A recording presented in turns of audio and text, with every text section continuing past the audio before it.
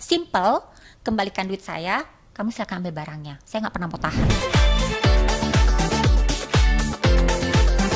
1 Mei ya. Tanggal 1 Mei itu dia tiba-tiba nelpon. Iya, 2022. Dia tiba-tiba nelpon, aku nggak angkat, dok, tolong angkat dong telepon. Bentar ya, saya lagi ngajar, lagi kursus. Nanti setelah kursus saya pulangin. Dokternya nanti saya telepon gitu ya. Terus setelah telepon, kenapa, Din? Enggak dok, gue ada mesin nih, mau gue jualin. Mesin apa? Mesinnya namanya titik-titik gitu ya. Berapa lo mau jual gitu? Gue mau jual 300. Oh, kalau 300 gue merasa gue nggak punya tuh uang segitu kalau untuk saat ini, karena kan udah habis bayar-bayar ya gitu. Mau nggak 200 gitu? Boleh. Harusnya gue sadar ya kok, dari 300 ke 200, cuma gue nggak nyadar gitu, masih positive thinking gitu. Ya udah dok, DP dulu 50. Ntar dulu deh, mesinnya mana, kan gue belum ngecek nih bisa pakai apa enggak. Ya ampun dok, tolong dong dok, gue ini pendarahan, dikirimin lah foto-foto pendarahan ini gitu ya. Gue mau DP rumah sakit, terus dikirim lah capturean dia yang tabungan 1,8 M, tapi nggak bisa dipakai dok, lagi di freeze katanya gitu. Oh ya udah, nanti pokoknya apa sih namanya, dia berusaha kayak meyakinkan aku kalau dia butuh gitu ya. Ya which is to be honest aja ya, kalau punya bisa dapat barang murah yang segitu ya why not, sambil ngebantu gitu ya. Terus aku bilang, oh ya udah kalau gitu gue transfer 50 dulu gitu ya. Aduh dong, makasih banget gitu ya. Anyway, itu barang mana ya? Gue udah transfer, gue baru naik dong. Ya udah, tenang aja, nanti saya anterin gitu. Pas udah anterin, udah sampai, akhirnya itu dianterin ke rumah, nggak di klinik, karena kan which is staff udah pada pulang semuanya. Dia janjinya nganter dari jam 4 sampai jam 6 nggak muncul-muncul. Akhirnya nganternya aku bilangin ke rumah aja karena karyawan sudah harus pulang gitu. Aku tungguin di rumah jam 8 sampai jam 8.30, baru nyampe 8.30. Pas datang aku seneng dong. Ada nih. Aku masih nggak pernah berpikir dia seorang yang seperti sekarang ini. Nggak pernah terlintas di pikiran aku, walaupun pada saat aku deket sama dia banyak beredar ya, banyaklah isu-isu gitu, tapi aku masih percaya dengan versi ceritanya dia, kenapa dia bisa tertuduh seperti itu gitu ya. Nah, jadi itu bodohnya aku, padahal udah viral ya gitu. Terus pas aku hidupin mesin, loh, ini kok nggak bisa ya? Ini kok nggak bisa masukin password? Ya udah masukin. Iya, masukin password kan harus tahu nomornya ya. Masukin aja. Oh gini aja dok, kalau nggak saya tungguin salesnya, saya suruh dia hubungin dokter. Ya udah sih, minta nomornya. Terus dibilangin, oh yaudah dok, kalau nggak besok aja deh, pasti ada kok katanya gitu. Saya coba tanya ya sama orang klinik saya. Oh ya udah, berapa? Aku bilangin, saya kan harus ngecek nih berapa pemakaiannya, sisa pemakaiannya berapa. Ini tuh sama aja loh, beli barang itu kayak bohongan gitu kan, nggak bisa pakai. Itu barang bekas. Barang bekas, barang dia udah pakai, katanya sih jarang pakai. Kalau dilihat memang sekilas ya harusnya jarang ya, karena kliniknya juga nggak rame gitu ya. Cuman kan bukan haknya aku untuk ngejudge gitu di situ. Itu pada saat itu ya aku anggap aja nolong gitu. Plus ya udah, nolong dapat barang baru ya, barang yang dia tawarin ya why not gitu ya. Jadi masih benar-benar positif. Nah, terus dibilangin, dok, yang satu lagi 50 jutanya lagi kamu transferin ke Rizky Ananda. Loh, kok ke Rizky Ananda? Saya nggak mau. Saya nggak mau, nggak ada mandiri. Saya nggak mau. Saya maunya BCA, saya transferinnya ke satu nama aja. Saya males daftar gitu. Nah, akhirnya saya transferin, syukurnya saya transferin ke nama yang sama. Jadi saya punya bukti transfer, transaksi. Di situ sih saya bersyukurnya. Setelah saya transfer, saya masih emosi nih sebenarnya ya, cuman masih sih ya udahlah, males banget ngurus yang begini. Ya nggak mungkin juga dia nipu karena barang udah nyampe kan gitu. Terus aku flashback ke tempat kerja aku yang dulu beberapa tahun yang lalu dengan mesin yang sama. Kalau mesin yang masih menggunakan password, berarti belum selesai cicilan. Sampai saya nanya, loh, ini lu masih nyicil ya? Enggak, dia udah lunas, kayak gitu. Masih nggak mau ngaku gitu.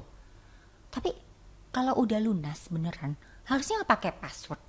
Kalau pakai password pun, itu kita tahu passwordnya, nggak mungkin diganti-ganti dari perusahaan gitu ya. Nah, akhirnya gue bilangin, udah deh gini ya, Din. Gue manggilnya Din. Udah deh, saya nggak mau ribut. intinya saya juga udah enek sama nih mesin sebenarnya. Karena dari kemarin gak selesai ya. Lu kembalikan duit saya kembalikan barang, itu selesai. Aduh dok, saya tuh jangan gitu dong, gitu. Banyak loh yang dokter mau ambil. Ya iya, kamu ambil balik mesinnya, kembalikan duit saya, kamu bisa jual dengan harga lebih tinggi. Bukannya kamu bilang banyak dokter yang buka harga lebih tinggi. Nah, saya nggak mau lagi kok, gitu. Ya sudah, keesokannya itu tanggal 3 aku ke Bali. Ya, ke Bali itu masih nggak tahu kena tipu nih ceritanya, ya. Belum tahu. Tanggal 4-nya, kalau aku nggak salah, itu aku lagi makan pagi breakfast sama keluarga. Terus ada salah satu yang chat, eh, namanya mirip nama klinik dia. Terus dibilangin, eh, dok saya mau izin lihat mesinnya, gitu ya. Nggak bisa sesuka jidat lu dong, lu datang-datang ke rumah gue, lu nggak punya hak loh, gitu ya. Karena which is kenapa aku ngomong gitu, karena sebelumnya gue udah sama dia di WA udah nggak enak banget. Don, nanti ada tim saya ya yang mau datang ke sana ngambil barang. Enak aja lu ngambil barang, lu balikin duit, kan udah gue bilangin, balikin duit baru ambil barang, terserah dah mau jual ke siapapun, aku bilangin. Aku nggak mau lagi nih barang karena aku merasa ribet gitu loh, dari pertama udah bayar tapi nggak bisa pakai gitu. Terus dia bilangin, dok, lu tuh bisa saya laporin loh penggelapan dana. Lu bayar 100 tapi lu tahan mesin gue. Lah, yang tahan mesin lu siapa? Gue cuma bilang lu balikan duit gue 100 juta. Lu silakan ambil barang, yang tahan siapa? Ya bener dong. Lu gak boleh ambil barang kalau belum bayar. Enak aja. Tapi lu kan udah promosi. Lu emang licik. Emang lu pengen kan mesin itu? Di mana-mana beli mobil kalau udah DP juga boleh pakai kali. Gue bilangin, masa gue gak boleh? Gitu. Artinya dokter ini baru bayar DP? Iya, janji dari 200 juta, aku udah bayar 100 juta. Udah bayar 100 juta? Udah setengahnya dong, 50% gitu. Awal nelfon kan tanggal 1 Mei. Dokter DP bayar transfer DP? 1 Mei. 1 Mei juga? 1 Mei, 50 juta 2 kali transfer. Oh, 50 juta 2 kali transfer di hari yang sama? Yes. Berarti barang itu dikirim ke rumah dokter? Di hari yang sama juga. Yang sama juga. Jadi tanggal 1 itu, tanggal 3 belum nyadar kalau dokter itu sebenarnya tertipu ya? Iya, belum. Tapi mungkin awal pengenalan dokter itu sama Medina itu sejak kapan sih dok, sampai akhirnya si Medina bisa menawarkan barang yang cukup mahal ya harganya ya? Oke, jadi bener-bener kenal dan bener-bener intens ngechat itu tahun 2021 akhir ya. Kita pergi makan bareng, terus disitu cerita-cerita gitu ya. Udah mulai deket. Nah, semenjak pulang dari situ kita sering chatan kayak tiktokan atau kayak teleponan gitu. Bahkan dia sering cerita-cerita, curhatan, terus bahkan dia sering ngajak keluar gitu ya. Nah, setelah itu benar-benar keluar, kita ketemu di Gandaria gitu. Dia sempat ngobrol di situ bahwasanya, dok mau nggak take over klinik saya? Ya, mau saya. Saya mau kalau take over klinik bagusan bangun klinik sendiri, ngapain pakai nama orang gitu ya. Terus tempatnya menurut aku ya aku nggak demen aja gitu. Which is di tempat samping klinik dia itu klinik best friendnya aku, ya nggak enak dong gitu, dekat-dekat sama temen ya gitu. Terus saya bilang nggak mau, dok kenapa ya kok sepi gitu ya. Dia sempat ya curhat lah, aku bilangin ya nggak tahu sih ya, masing-masing orang masing-masing rezekinya gitu, mungkin sabar aja dulu. Aku sempat, dia masih curhat dan aku masih sempat ya kasih penjelasan dari versi kacamatanya aku gitu. Nah, terus kita ketemu lagi nih di Senayan City. Di tahun? Di 2022. Jadi yang pertama di Gandaria itu di 2022, itu Januari gitu ya. Terus Februari di 2022 atau Februari atau Maret gitu kita ketemu lagi di Senayan City bersama dengan 2 tim dokternya dia yang kerja di klinik gitu. Sempat ngobrol, terus dia sempat ngajak kerja bareng dia. Terus aku akhirnya, oh ya udah kalau pengen gue join, rate gue begini gitu ya. Terus dalam hati aku nggak bisa juga sih Din, soalnya gue kan trainer, gue sering keluar kota. Terus kalau bener-bener aku stay di klinik itu cuma bisa 1 minggu sehari atau seminggu 2 kali. Kamunya oke nggak kayak begitu? Kan masing-masing tempat kan masing-masing punya sistem sendiri gitu. Nanti nggak enak juga sama dokter lain. Ya udah, sebatas itu percakapan. Nah, pas tanggal 1 Mei itu apesnya gitu. Betul. Iya. Nah, mungkin aku dengar suara orang yang terburu-buru, aku jadi terikut ya. Jadinya kayak timbullah rasa iba, rasa kasihan, ya begitu. Terus aku sempat bilang, aku ke rumah sakit aja, nggak bisa sekarang dok. Ke rumah sakit dia kirimin lah foto dia tuh lagi diinfus, lagi prepare untuk operation gitu. Kata dia asal dia sedang sakit gitu. Sedang sakit, Pendarahan. enggak, dia kirim foto pendarahannya segala macem, Pendarahan apa gitu. kepala, Kepala. dadanya ditendang gitu ya. Jadi pokoknya pendarahan lah gitu. Terus aku bilangin, ya ampun kasihan banget gitu ya.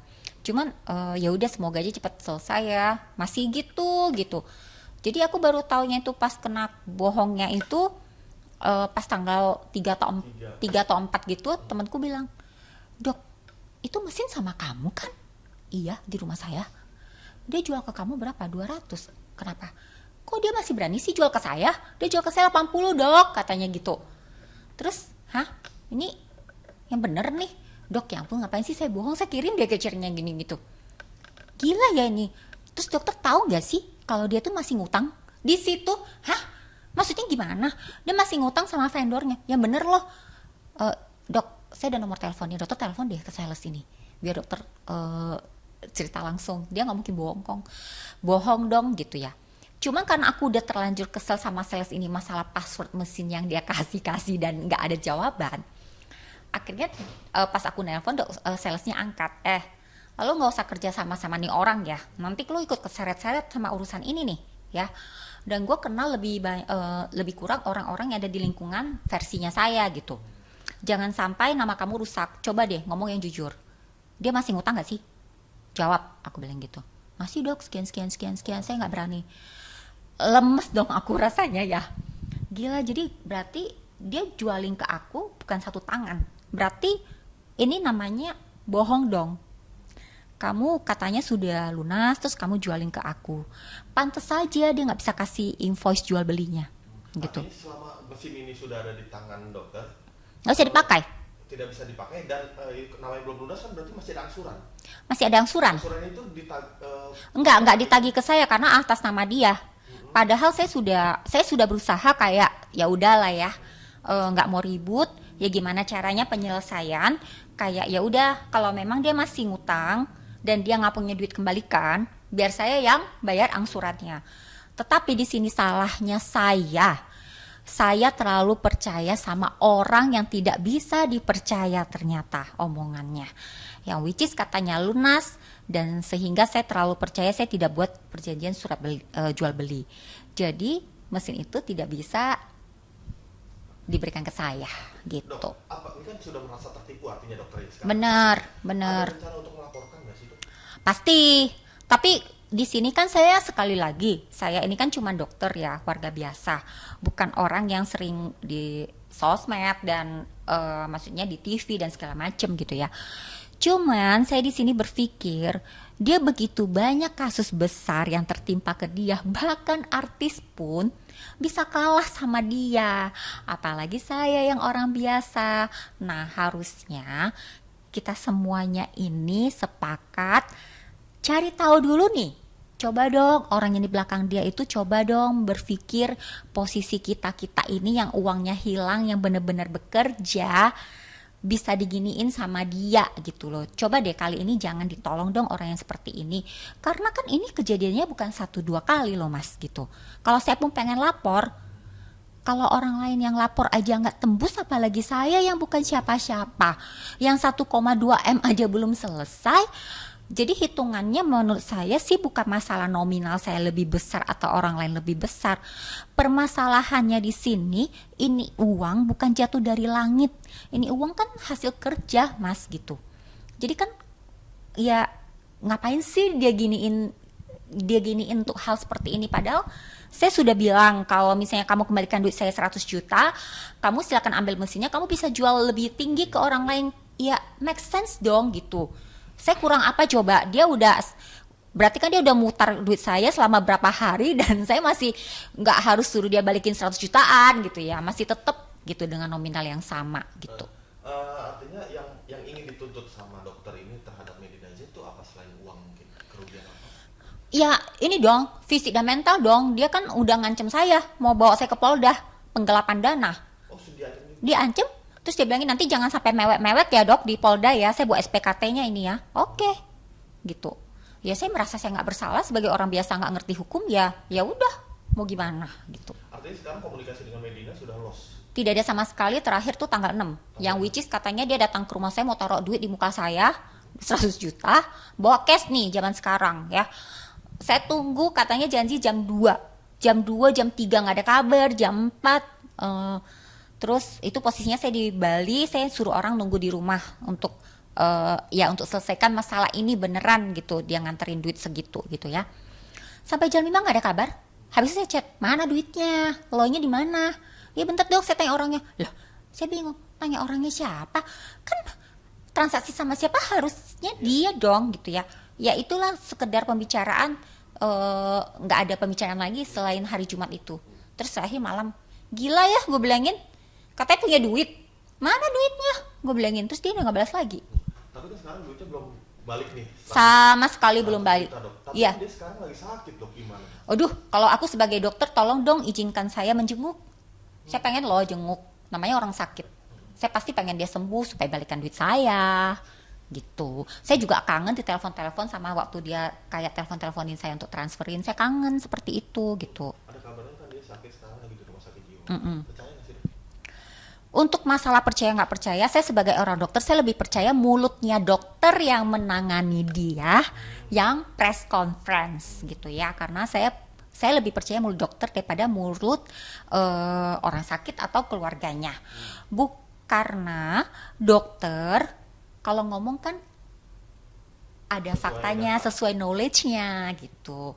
Mana tahu nih diagnosanya dokter masih menuju ke sana. Karena kan kita sebagai dokter untuk menegakkan suatu diagnosa itu kan punya diagnosa banding ada 3 gitu ya.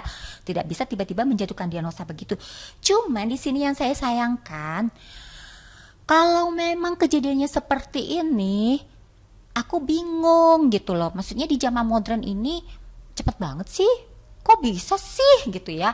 Padahal baru kemarin transaksi tiba-tiba aja begini gitu loh. Kecuali kecelakaan, kena tabrak gitu ya. Maaf kata nih, ya itu kita nggak bisa ngomong dong gitu ya. Ini masa tiba-tiba di rumah sakit tiba-tiba menghilang? Bukankah biasanya beliau kalau sakit diinfus doang aja suka di storyin, suka difotoin, dimasukin IG. Jadi kalau aku sebagai seorang dokter, aku lebih percaya mulut dokter.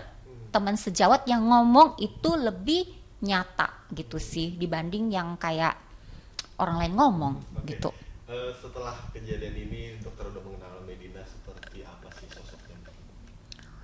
Kalau menurut aku, kenapa aku berpikir positif ya? Mungkin dia orangnya frontal, spontan gitu ya.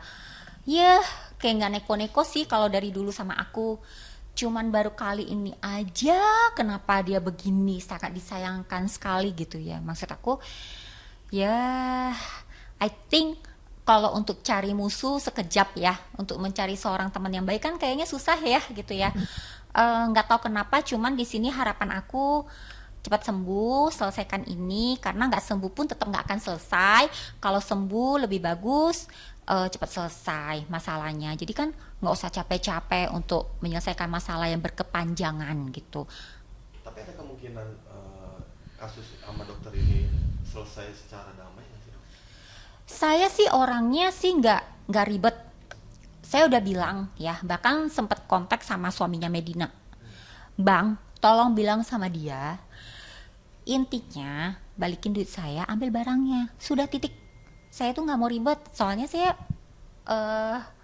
masih harus ngurusin klinik ya, masih harus ngurusin kerjaan. Jadi bukan orang yang nggak punya kerjaan gitu loh. Jadi saya tuh jujur aja sebenarnya nggak suka yang ribet-ribet gitu. Jadi yang permintaan saya tuh simple. Jadi ya udahlah, ngapain sih yang kayak gini harus gini, toh tuh barang di rumah saya. Cuman kalau dibilang secara keseluruhan, saya ini masih termasuk orang yang sangat bersyukur, sangat beruntung untuk bikin sakit hati saya terobati ya. Orang lain nggak dapat apa-apa barangnya, saya masih dapat barangnya. Nah itu yang bikin saya terobati supaya jangan stres gitu sih mas. Tapi respon si suaminya Bang Lukman seperti apa pas dokter Bang Lukman itu sebenarnya baik. Dia berusaha, dok. Saya juga udah berusaha ngomong sama keluarganya, selesaikanlah sama dokter gitu ya. Ya tapi mau gimana? Saya sempat bilang juga, bang, kamu kan lagi proses cerai. Proses cerai itu kan berarti kamu masih suaminya loh ini gitu ya. Tolong dong coba kamu bilangin, saya males banget nih lihat nih mesin di rumah. Saya mau selesai aja, saya males urusannya panjang gitu. Iya dok, saya udah tolongin tapi ya mau gimana?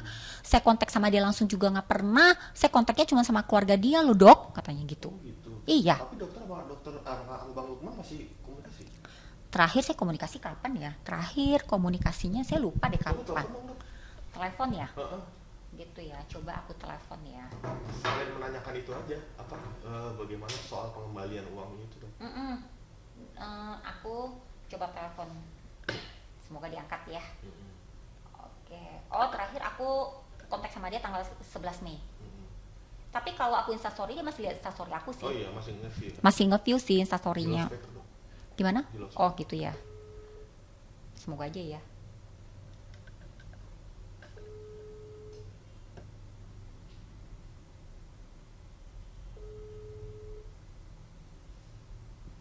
Ini by WA. Nanti kalau misalnya WA ngangkat aku telepon yang biasa. Soalnya biasanya kita ngomongnya by WA. Oh, gitu.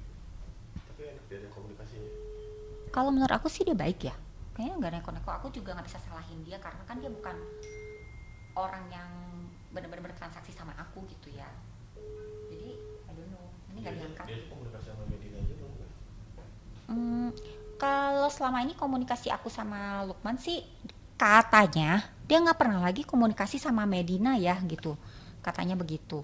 Coba aku telepon biasa karena kan kalau WA kadang nggak masuk ya. Nggak kedengaran suaranya gitu.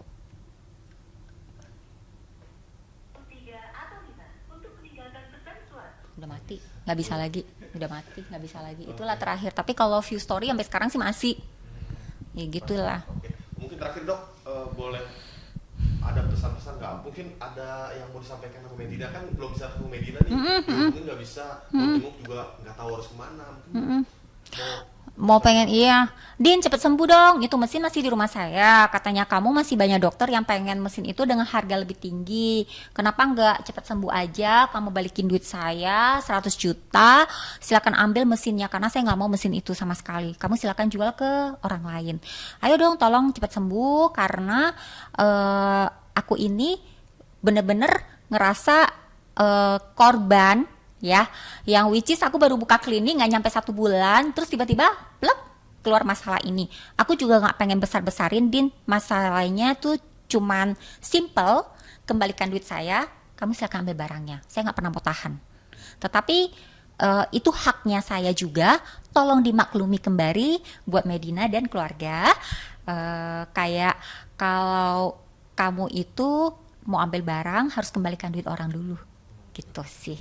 dok, mungkin ini tadi yang dijelasin mesinnya mesin apa sih dok? Boleh di Mesin laser. mesin laser? Mesin laser tentang kecantikan. Jadi dia kan punya klinik juga. Jadi di sini itu kan sebenarnya hal lumrah. Misalnya orang kayak punya klinik tapi nggak bisa jalan lagi, kamu bisa dong jual mesin kamu untuk take over ke orang gitu ya. Ya kalau mesinnya masih bagus ya nggak apa-apa gitu. Cuman ini mesinnya sih memang bagus, tapi kalau misalnya expired nggak bisa digunakan, terus aku harus buka cicilannya itu dengan membayar dan jatuh ke tangan dia lagi, kan ini nggak lucu. Bener kan? Make sense ya kenapa aku nggak bayar gitu loh.